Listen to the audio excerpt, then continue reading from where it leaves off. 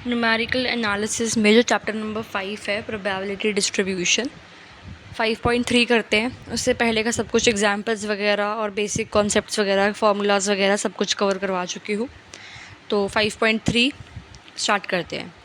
First question है derive Poisson distribution as a limiting form of binomial distribution. तो binomial distribution का formula आपको पता ही है, ये होता है।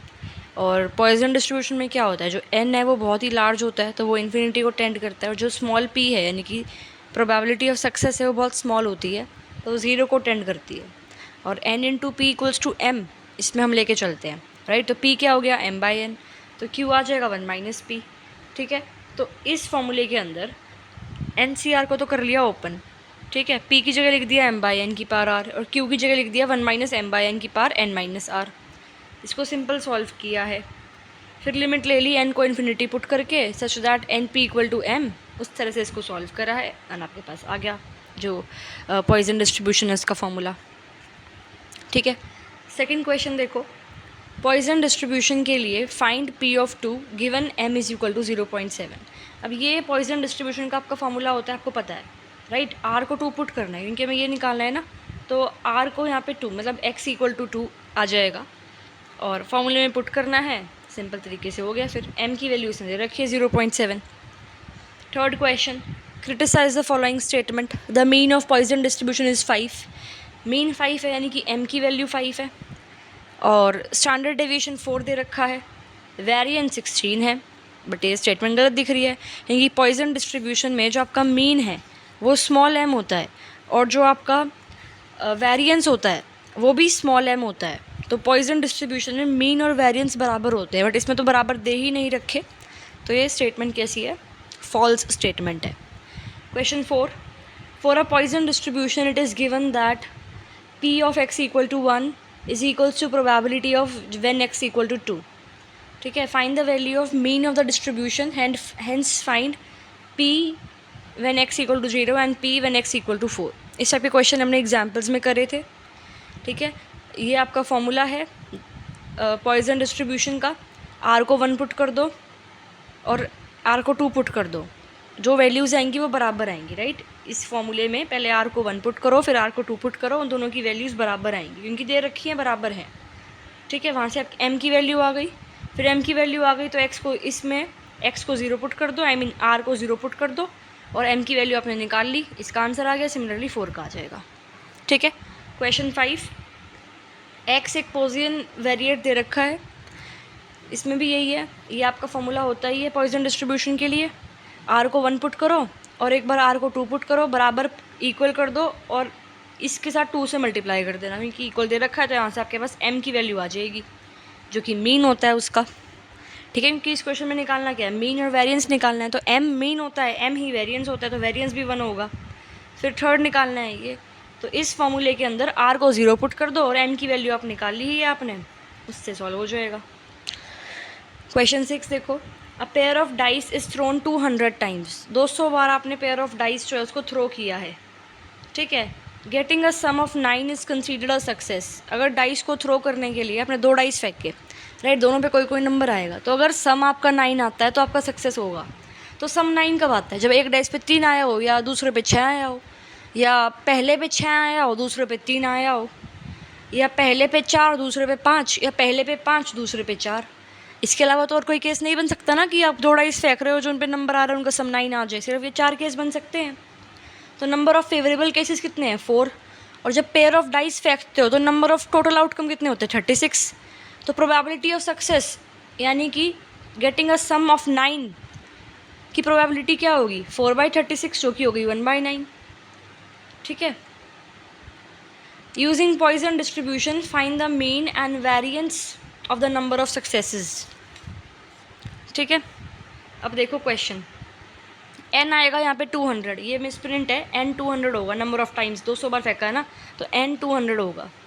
मीन और वेरिएंस निकालना है यानी कि m की वैल्यू निकालनी है, पॉइजन डिस्ट्रीब्यूशन। ठीक है, mean and variance of Poisson distribution दोनों m इक्वल टू np होते हैं ना, तो n की वैल्यू आपको पता ही है 200, p की वैल्यू आपको पता ही है 1/9, मल्टीप्लाई कर दो, m की वैल्यू आ गई यानी कि स्मॉल m आ गया जो कि मीन होता है, और मीन इक्वल टू वेरिएंस होता है पॉइजन डिस्ट्रीब्यूशन में, तो वेरिएंस भी आ गया। क्वेश्चन 7 देखो, 2% of items manufactured by a factory are defective. Find the probability that there are 3 defective items in a sample of 100 items.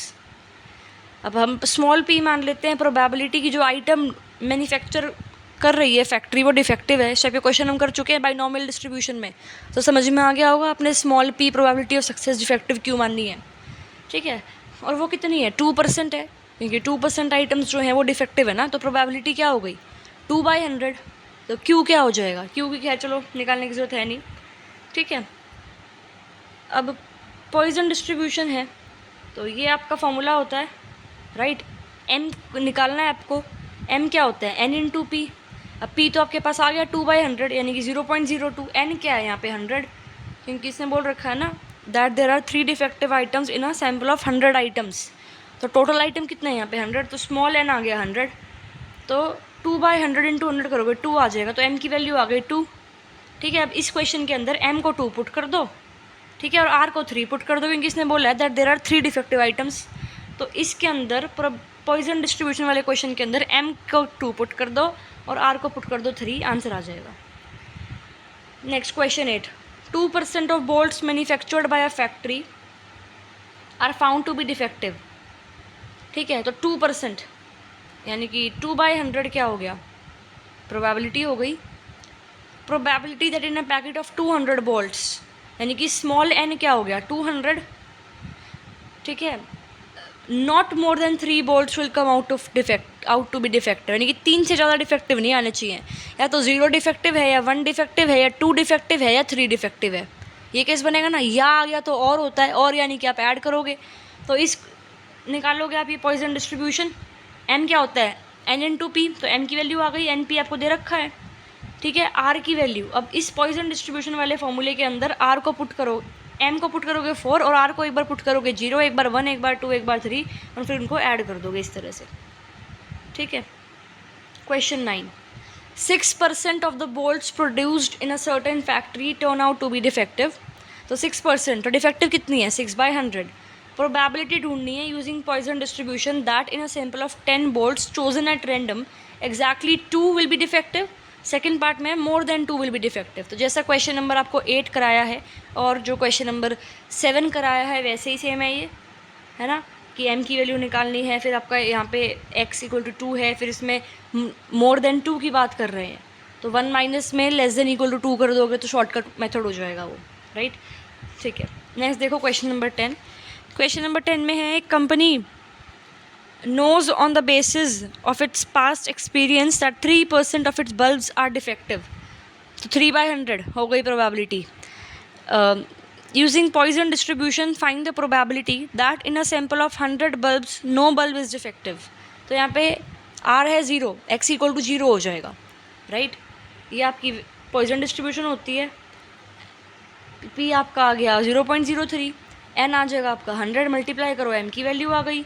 तो पॉइजन डिस्ट्रीब्यूशन वाले फॉर्मूले के अंदर इसमें m को पुट कर देना 3 और r को पुट कर देना 0, सिंपल आंसर आ जाएगा। नेक्स्ट देखो question 11, suppose 10% of the people in a town R post graduates using Poisson distribution find the probability that in a sample of 20 people not more than 2 R post graduate. Not more than 2 यानी कि 0, 1 या 2, right, not more than 2, तो 0, 1, 2 r की value हो जाएगी। Poison distribution का आपको पता ही है, ये फॉर्मूला होता है, m की वैल्यू निकालनी है और p की वैल्यू निकालनी है। ठीक है, क्योंकि m की वैल्यू n = n × p होगी ना, n तो आपको दिख रहा है 20 है, p हो जाएगा 10/100 क्योंकि दे रखा है 10% of people R post graduates. ठीक है, तो p भी आ गया, स्मॉल n भी आ गया, तो स्मॉल m आ जाएगा, और r की वैल्यू क्या होगी नॉट मोर देन 2, तो 0, 1 या 2 ऐड कर देंगे उसको इस तरह से। ठीक है, नेक्स्ट क्वेश्चन 12, बहुत सिंपल क्वेश्चन है। पिछली एक्सरसाइज करी होगी आपने 5.2 बाइनॉमियल डिस्ट्रीब्यूशन वगैरह, तो समझ में आ रहा होगा बिल्कुल क्लियर तरीके से, सीक्वेंस में वीडियोस देखी होंगी तो आपने। ठीक है, क्वेश्चन 12 देखो, there are 50 telephone lines in an exchange, the probability that any one of them will be busy is 0.1। What is the probability that all the lines are busy. 50 telephone lines हैं तो small n हो गया 50। ठीक है, busy होने की probability है 0.1, तो n भी आ गया, p भी आ गया आपके पास, n × p करोगे स्मॉल m आ जाएगा। पॉइजन डिस्ट्रीब्यूशन ये होता ही है, स्मॉल m की वैल्यू आ गई है, वैल्यू चाहिए r की, जो क्वेश्चन में पूछा होता है वहाँ से आर की वैल्यू आती है। पूछा क्या क्वेश्चन में, what is the probability that all the lines are busy. ठीक है, तो एक्स की वैल्यू 50 हो गई। तो टोटल लाइन कितनी है, 50 टेलीफोन लाइन्स हैं, सारी की सारी बिजी है, तो 50 हो गई value. Next question number 13, experience shows that 1.4% of the telephone calls received are wrong numbers. Determine the probability that among 150 calls received 2 are wrong numbers.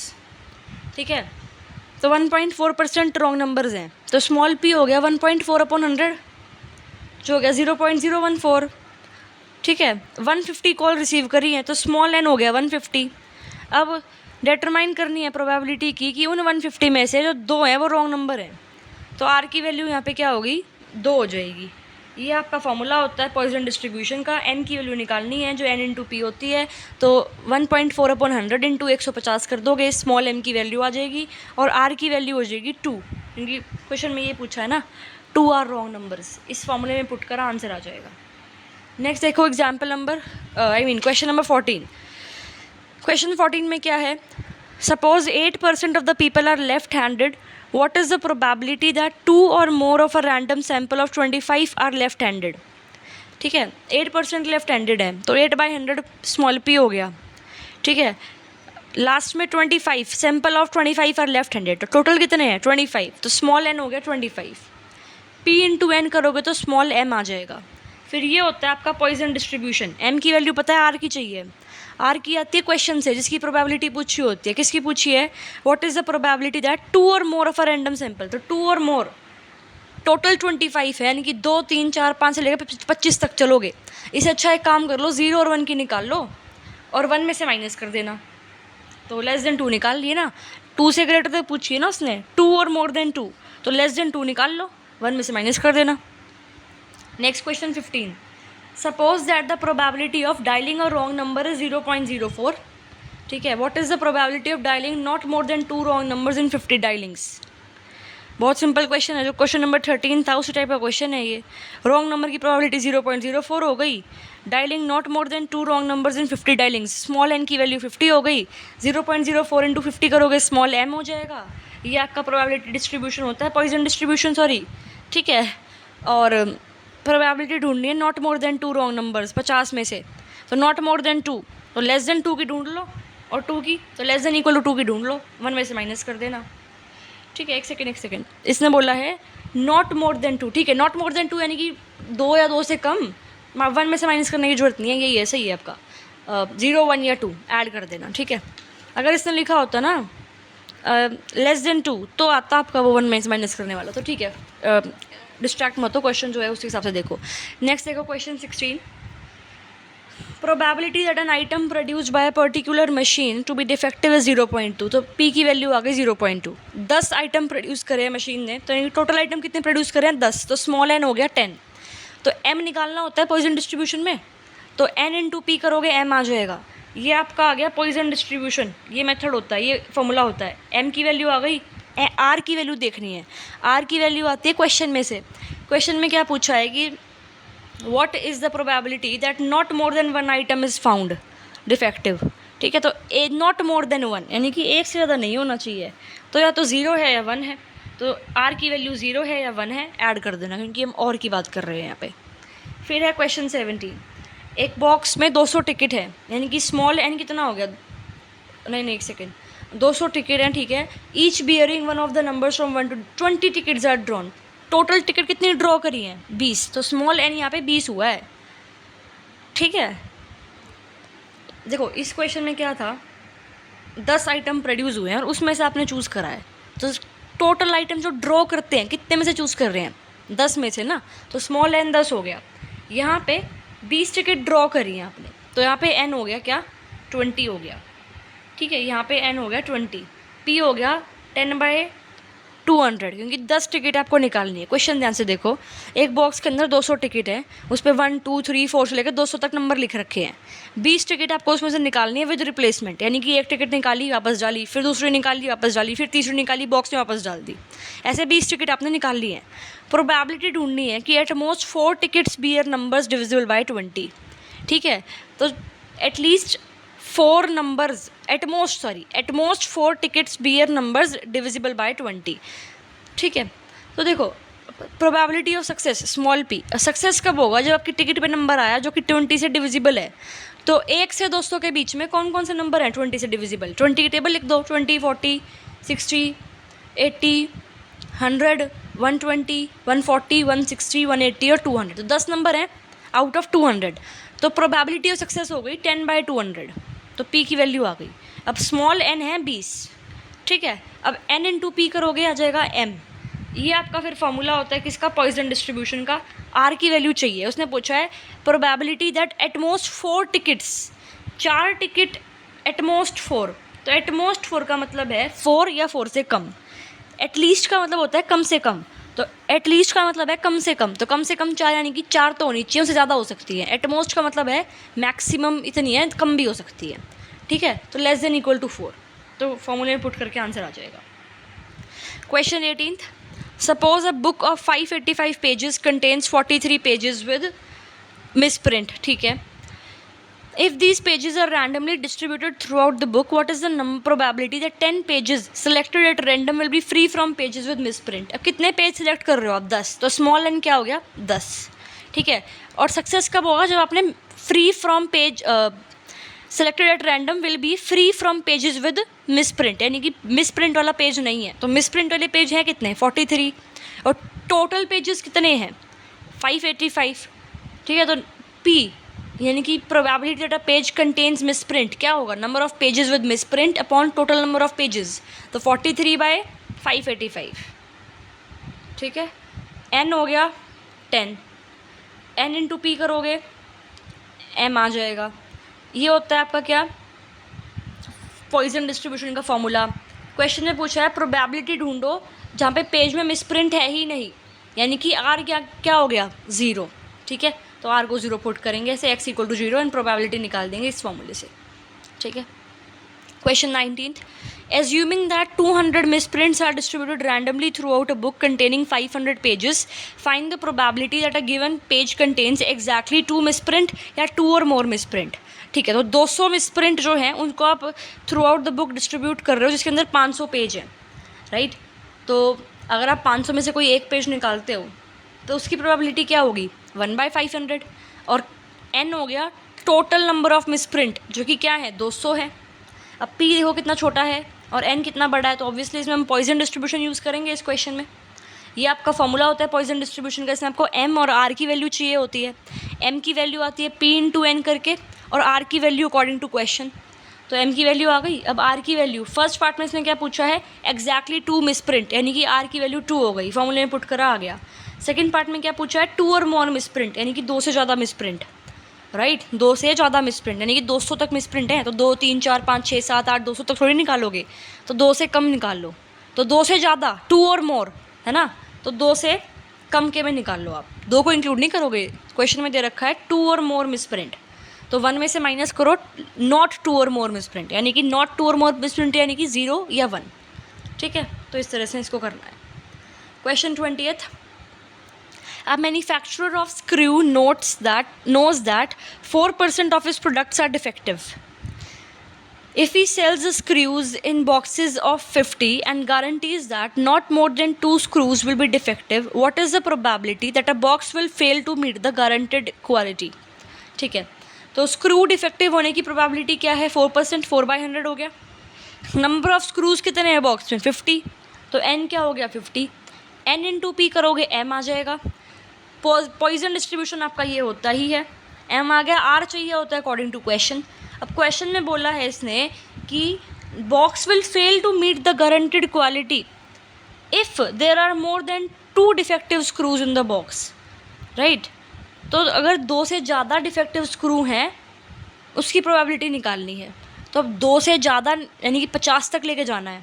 इससे अच्छा तो हम एक काम करते हैं, 2 के बराबर 2 से कम ले लेते हैं, राइट। तो 1 माइनस में probability of x is less than equal to 2 निकाल देंगे इसमें, ठीक है। नेक्स्ट है question 21, a manufacturer who produces medicine bottles finds that 0.1% of the bottles are defective, ठीक है। लास्ट लाइन देखो direct, Using Poisson distribution, find out how many boxes contain no defective bottles, at least 2 defective bottles. So defective की बात हो रही है, यानी कि no defective bottle और at least 2 defective bottles. तो सक्सेस तब है जब डिफेक्टिव बॉटल आ रही है ना. अब कोई या तो 0 डिफेक्टिव बॉटल आ रही है, एटलीस्ट 2 डिफेक्टिव बॉटल आ रही है. तो सक्सेस तो तब है ना जब आपकी डिफेक्टिव बॉटल आ रही है. इन शॉर्ट आपको डिफेक्टिव बॉटल से रिलेटेड प्रोबेबिलिटी निकालनी है. तो प्रोबेबिलिटी ऑफ सक्सेस यानी कि बॉटल डिफेक्टिव है, तो स्मॉल पी क्या होगा 0.1%, क्योंकि पहली लाइन में लिख दिया उसने कि 0.1% ऑफ बॉटल्स आर डिफेक्टिव. तो 0.1/100 क्या हो गया स्मॉल पी. फिर सेकेंड लाइन में लिख रखा है कि 500 बॉटल हैं टोटल, तो स्मॉल एन क्या हो गया 500. Small p into small n करोगे स्मॉल एम आ जाएगा, और ये होता है आपका पॉइजन डिस्ट्रीब्यूशन. एम की वैल्यू आ गई, आर की वैल्यू चाहिए जो कि आती है क्वेश्चन के अकॉर्डिंग. फर्स्ट पार्ट ने बोला है नो डिफेक्टिव बॉटल, यानी कि आर इक्वल टू 0, निकल गया आंसर उसके रिस्पेक्ट में. अब ये तो आई आपकी प्रोबेबिलिटी जब आर 0 है. नंबर ऑफ बॉक्सेस की जो 100 बॉक्सेस है उसमें से डिफेक्टिव बॉटल कितनी है ना. क्वेश्चन में क्या लिखा है देखो, a drug manufacturer buys 100 boxes from the producer of bottles. तो जो ये 100 बॉक्सेस है इसमें से कितने नंबर ऑफ बॉक्सेस ऐसे हैं जिसमें एक भी डिफेक्टिव बॉटल नहीं है. तो एक भी डिफेक्टिव बॉटल ना होने की प्रोबेबिलिटी इंटू 100 करोगे तब नंबर आता है. ठीक है. सेकेंड पार्ट में बोला है एटलीस्ट 2 डिफेक्टिव बॉटल्स. इन क्वेश्चन में हमें प्रोबेबिलिटी नहीं ढूंढनी, हमें ढूंढना है कि कितने नंबर ऑफ बॉक्सेस हैं जिसके अंदर एक भी डिफेक्टिव बॉटल ना हो, और दूसरे पार्ट में एटलीस्ट 2 डिफेक्टिव बॉटल हो. अब एटलीस्ट 2 डिफेक्टिव बॉटल के लिए इस पॉइजन डिस्ट्रीब्यूशन वाले फॉर्मूले में एटलीस्ट 2 डिफेक्टिव यानी कि कम से कम 2. ठीक है, तो कम से कम 2 की बात हो रही है ना. तो कम से कम 2 की जगह हम ले लेंगे लेस देन 2, क्योंकि कम से कम 2 यानी कि 2 3 4 5 चलता जाएगा ऐसे, तो बहुत बड़ा क्वेश्चन हो जाएगा. तो हम लेस देन 2 ले लेते हैं. 1 minus probability of x less than 2 लेंगे तो प्रोबेबिलिटी आ जाएगी आपकी 0.09025. फिर क्वेश्चन ने पूछा how many boxes will contain at least 2 defective items. तो इस प्रोबेबिलिटी को हम क्या कर देंगे, मल्टीप्लाई कर देंगे 100 से नंबर ऑफ बॉक्सेस लाने के लिए. ठीक है, ठीक है. आगे देखो question number 22. Assuming that the chance of a traffic accident in a day in a street of Delhi is 0.001, on how many days out of total of 500 days can we expect? First part, no accident. Second part, more than 3 accidents if there are 1000 such streets in the whole city. देखो probability कहीं ना कहीं relate हो रही है accident से, या तो नो एक्सीडेंट है या मोर देन 3 एक्सीडेंट है. तो प्रोबेबिलिटी ऑफ सक्सेस यानी कि accident in a single day in a single street. ठीक है, फर्स्ट लाइन में लिख रखा है ना traffic accident in a single day in a single street. Probability यानी कि स्मॉल पी क्या दे रखी है वो 0.001. फिर स्मॉल एन चाहिए, टोटल नंबर ऑफ स्ट्रीट चाहिए जो कितनी है 1000. ठीक है, मिस प्रिंट है यहाँ भी 1000 आएगा total number of street. N into p करोगे एम आ जाएगा. ये आपका पॉइजन डिस्ट्रीब्यूशन का फॉर्मूला है. आर की वैल्यू डिपेंड होती है क्वेश्चन के अकॉर्डिंग.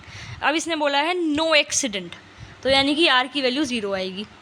ठीक है, उसको फिर मल्टीप्लाई करोगे 500 से. अब ये ध्यान रखना, देखो क्वेश्चन में बोला है इसने अब स्मॉल एन 1000 होगा आपका. क्यों? क्योंकि इसने बोला है लास्ट में दे रखा है कि प्रोबेबिलिटी ढूंढो अगर नो एक्सीडेंट हो रहा है या मोर देन 3 एक्सीडेंट हो रहे हैं 500 दिन में कितने हो रहे हैं. ठीक, मतलब in how many days out of total of 500, यानी कि 500 में से कितने ऐसे दिन हैं जिसके अंदर एक भी एक्सीडेंट नहीं हो रहा या मोर देन 3 एक्सीडेंट हो रहे हैं. अगर 1000 स्ट्रीट हैं इन द होल सिटी तो 1000 आपको एन दे रखा है ना, small n total number of streets होगा 1000. 500 तो डेज़ हो गए, उस डेज़ में निकालना है. तो नो एक्सीडेंट की प्रोबेबिलिटी को 500 से मल्टीप्लाई करोगे तब आएगा आपके पास कि 500 दिनों में से कितने दिन ऐसे हैं जिसमें भी एक भी एक्सीडेंट नहीं हो रहा. तो प्रोबेबिलिटी जब आप x को 0 पुट कर रहे हो तब प्रोबेबिलिटी ये आ जाएगी, इसको 500 से मल्टीप्लाई कर रहे हो तो 184 डेज अप्रॉक्स आ गया. ठीक है. सिमिलरली सेकंड पार्ट में है मोर देन 3 एक्सीडेंट, तो हम ले लेंगे लेस देन इक्वल टू 3. उसको 1 में से माइनस करेंगे, प्रोबेबिलिटी आ जाएगी उसकी. फिर उसको आप मल्टीप्लाई करोगे नंबर ऑफ डेज 500 में से, आपके पास ये आ जाएगा कि 500 में से कितने दिन ऐसे हैं जिसमें 3 से ज़्यादा एक्सीडेंट हो रहे हैं, तो वो आ गया 9 डेज़. ठीक है, तो ये कन्फ्यूज़ मत होना कि स्मॉल एन यहाँ पे नंबर ऑफ स्ट्रीट्स हमने क्यों लिया, 500 क्यों नहीं लिया, क्योंकि आपको ढूंढना है कि 500 में से कितने दिन ऐसे हैं जिसमें कोई भी एक्सीडेंट नहीं हो रहा है, 3 से ज़्यादा हो रहे हैं. फिर जो कंडीशन है ना वो ये दे रखी है कि दिल्ली में 1000 स्ट्रीट है. फिर हम पी मानना है कि एक दिन में एक स्ट्रीट में कितनी प्रोबेबिलिटी एक्सीडेंट होने की. ठीक है। तो स्ट्रीट वाला जो पॉइंट है वो आपका स्मॉल एन हो जाएगा, number of days small n नहीं होगा, क्योंकि नंबर ऑफ डेज तो आपको निकालने हैं। तो 500 तो वो कैलकुलेशन करने की हेल्प से लिए दे रखा है। ऐसे ही क्वेश्चन 21 में भी था आपका, क्वेश्चन 21 में भी तो यही था, स्मॉल एन आपका 500 है, नंबर ऑफ बॉटल्स है, 100 बॉटल खरीदी है उसने, तो 100 तो इसलिए दे रखा है कि आप नंबर ऑफ बॉक्सेस ढूंढ पाओ जिसमें कोई भी डिफेक्टिव बॉटल नहीं है या एटलीस्ट 2 डिफेक्टिव बॉटल है। तो ये थोड़ा सा ध्यान दे करने हैं इस टाइप के क्वेश्चंस। फिर 23rd क्वेश्चन है, 23rd क्वेश्चन में fit a Poisson distribution, deaths दे रखी हैं, फ्रीक्वेंसीज दे रखी हैं, डेथ्स को एक्स से डिनोट करते हैं, फ्रीक्वेंसी को एफ से, एक्स इंटू एफ करोगे, फिर ऐड करोगे, डिवाइड बाय कैपिटल एन करोगे, मीन आ जाएगा, यानी कि एम आ गया। ठीक है, पॉइजन डिस्ट्रीब्यूशन आपका ये फॉर्मूला होता ही है, आर को 0 लोगे तो उसका आंसर आ जाएगा, फिर रिकरेंस रिलेशन से बाकी 1 2 3 4 वैल्यूज पुट कर करके आंसर आ जाएगा। ठीक है, फिर ये टेबल बन जाएगी नहीं एक्सपेक्टेड की। ठीक है, फिर अगला इसमें भी यही है, नंबर ऑफ एक्सीडेंट 0 से 4 तक एक्स है, नंबर ऑफ डेज 19 18 8 4 1, इसको ऐड करोगे तो कैपिटल एन आता है, फिर एफ एक्स को मल्टीप्लाई करोगे, फिर सिग्मा एफ एक्स लोगे, यानी कि 0 + 18 + 16 + 12 + 4 करा है, 50 आया है वो, 50 को 50 से डिवाइड करोगे, सिग्मा एफ एक्स को एन से डिवाइड करोगे तो आपके पास एम की वैल्यू आ जाती है, जो कि आ गई 1 इस क्वेश्चन में। ठीक है, फिर जो आपका फॉर्मूला होता है बेसिकली उसका पॉइजन डिस्ट्रीब्यूशन का, उसके अंदर आर को 0 और एम को 1 पुट करके आपका पी ऑफ 0 की वैल्यू आ गई। अब इसमें निकालना है, देखो पी ऑफ 0 की तो आ गई, इसकी आ गई 0 की, 1 2 3 4 की निकालने, वो रिकरेंस फॉर्मूले से निकालते हैं। तो रिकरेंस फॉर्मूला ये होता है, इसमें आप 1 पुट करो आर को, फिर 2 3 4 पुट करो, आपकी एक्सपेक्टेड फ्रीक्वेंसीज आ जाएंगी। ठीक है, so this was exercise 5.3। Next video से हम बिगिन करेंगे नॉर्मल डिस्ट्रीब्यूशन।